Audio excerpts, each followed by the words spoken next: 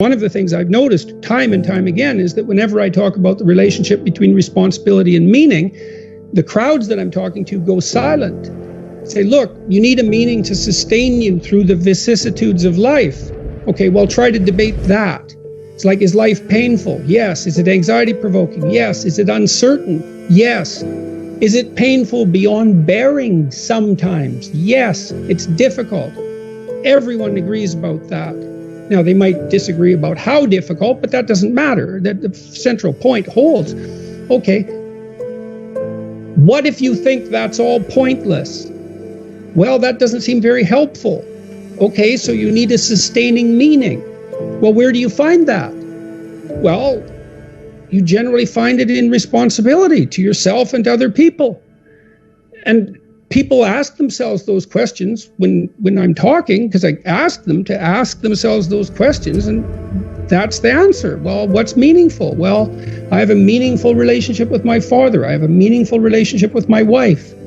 I have a meaningful relationship with my pet, because I take care of that pet. When I commit to something and make sacrifices, that sacrifice is something I also talk about a lot in both of the last two books.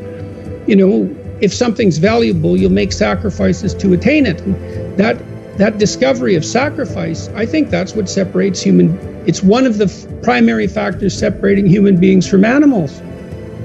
Because we discovered that we could let go of something we value in the present, and we would gain something we value even more in the future.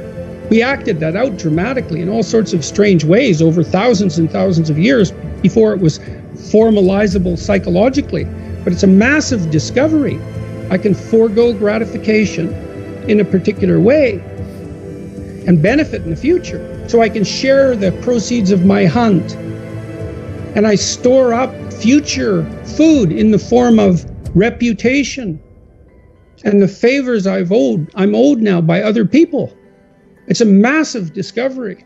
It took me a long time to understand that belief regulated emotion.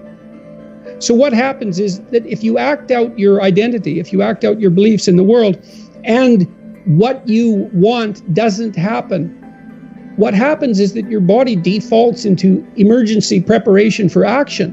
And the reason for that is you've wandered too far away from the campfire, and now you're in the forest, and maybe you're naked.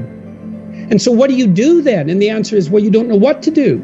So what do you do when you don't know what to do? And the answer is you prepare to do everything. And the problem with that is that it's unbelievably draining psychophysiologically. Like, it hurts you. And there's an immense physiological literature detailing the cost of exactly that kind of response. People stay where what they do has the results they want. That's partly why you want to be around people who share your cultural presuppositions, is because you know that, for example, even in small ways, let's say you're a country music aficionado and you're hanging around with your cowboy hatted buddies and you throw on a tape and everyone says, great tunes, man. And you're happy about that. But you throw on a piece by Tchaikovsky and you're in a different subculture, and who the hell are you? And the people in your group will say, man, who listens to music like that? And that's a trivial example in some sense, but I believe it's one that everyone can resonate to. It's very hard on us not to be where we know that what we want is going to happen. We hate that. And no wonder. So, and then, there are varying degrees of that, obviously. You can really be where you don't know what's going to happen, or you can only be there to some degree. But by and large, we're conservative creatures, even if we're liberal in temperament.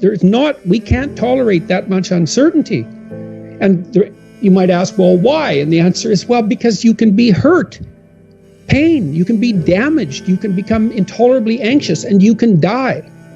So it's no wonder you're sensitive, or very sensitive, to negative emotion.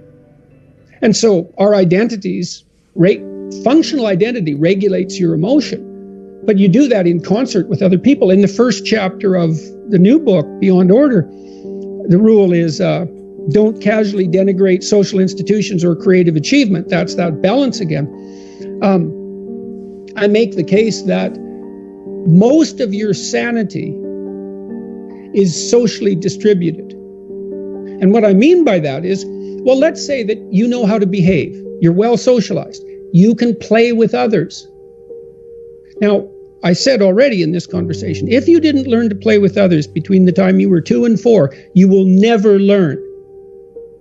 And psychologists have beat their heads against the wall trying to rehabilitate antisocial children. They can't do it after the age of 4. Well, it seems to be partly because the kids fall farther and farther behind. So let's say you make the leap from egocentric dependence on your mother at 2 and 3 to immersion in a peer group. Well, then you pick peers that are at your same developmental level, and you chase each other up the developmental ladder. And the longer you're out of that, the farther you fall behind. And so, kids, 5-year-old kids might come across another 5-year-old kid who tends to cry too much if they don't get their way. And they'll say, we don't want to play with the baby. And what they're saying is, we have to find someone who's at our developmental level, shares our developmental horizon, so that we can mutually scaffold our further development. Now, they're not going to say that, obviously, but that's the situation.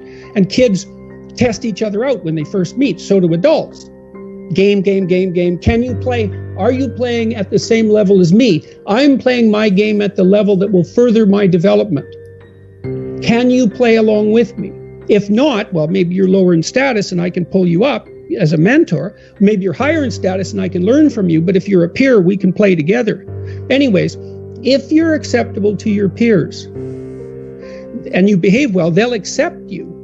And then they tell you all the time if you're acting appropriately. If your jokes are funny, if you're dominating the conversation, if you're bringing something of value to the table. And all you have to do is pay attention to the social cues, and you'll keep yourself regulated. Do not allow yourself to become arrogant, deceitful, or resentful. I might have the order wrong there, but that's the chapter. Yeah, it opens with a discussion of why you would get resentful. It's like, well, culture's arrayed against you, so you're the target of tyrannical forces that are beyond your control. They're arbitrary. They don't work in your interest, at least not entirely. And the more eccentric you are, let's say, the more tyrannical culture will be to you. And so you're stuck with that. And then nature conspires to destroy you constantly and is going to do that with pain and anxiety and aging. And then there's the uncontrollability and darkness of your own psyche. And everyone faces those. Now, we face the positive elements of those too, the beneficence of culture, the beauty of nature, the glory of the human spirit. That's there as well. You have reasons to be deceitful, resentful, and arrogant, but it's not a good game unless you want to produce hell. I took the idea that we were supposed to learn something from the horrors of the Second World War seriously. Never forget. Okay, you can't remember what you don't understand. So what are we supposed to remember? What are we remembering? The fact that all these people were murdered? No, we're supposed to remember that was a revelation of the genocidal nature of the human psyche.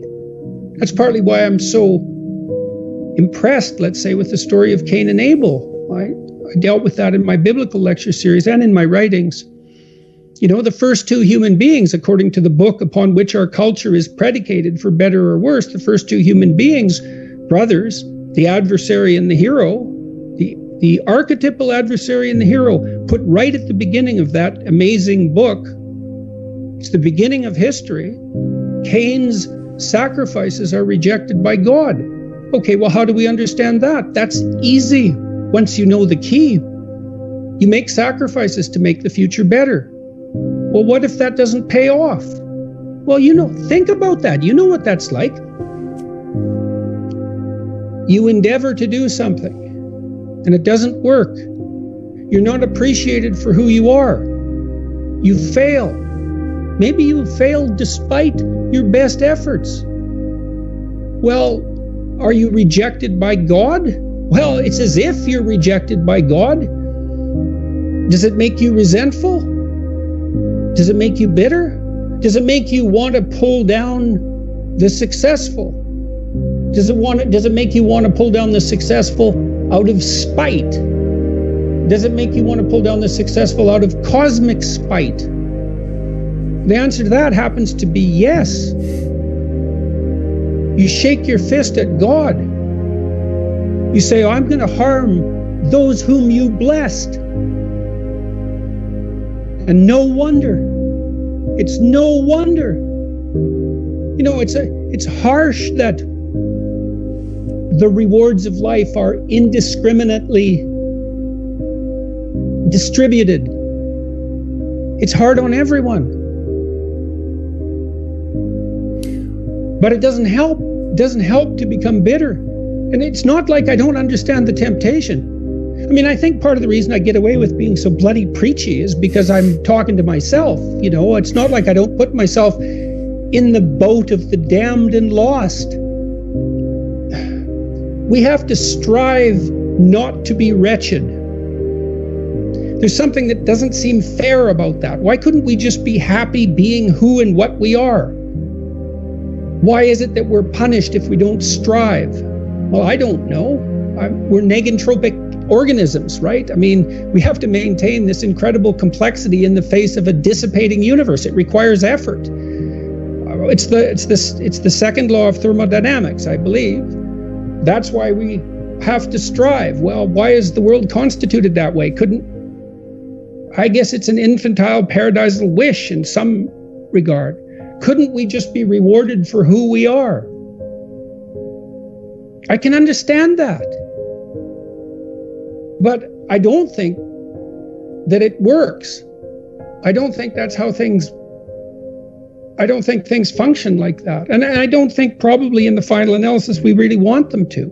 I don't know if anyone enjoys undeserved reward.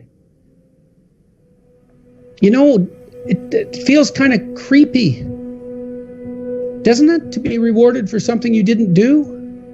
The positive emotion that we find sustaining is experienced in relationship to an unachieved goal. It's hope that drives us forward. We want something, and if we see ourselves moving towards that, then we're in the grip of the positive emotion that we find sustaining. It isn't the attainment. Attainment is satiating. Attainment shuts down the system that has been striving for that particular object of attainment. If you're hungry and you eat, you stop being hungry. Now, that's good because the hunger is gone, but that whole frame disappears. You can no longer strive within that frame, and you need a new frame to strive towards. And so technically, and this is well established as far as I'm concerned, we even know the drugs that people abuse, cocaine, let's say amphetamines, the ones that are potent sources of positive emotion, activate the system that regulates our emotional response to evidence that we're moving towards a desired goal. So cocaine, for example, is an exhilarating drug. It makes you feel that things are worthwhile because it hijacks the system that does indicate that things are worthwhile. So this is deeply, this striving aspect is deeply rooted in our biology, for obvious reasons. Pick something. Aim at it. As you move toward it, you'll get wiser. Then maybe your aim will change. That's okay. But at least it'll change in an informed way. It's like discipline yourself in one dimension. See what happens. The best we have might not always work. But it's still the best we have. And the fact that it might not work doesn't mean we should throw it away.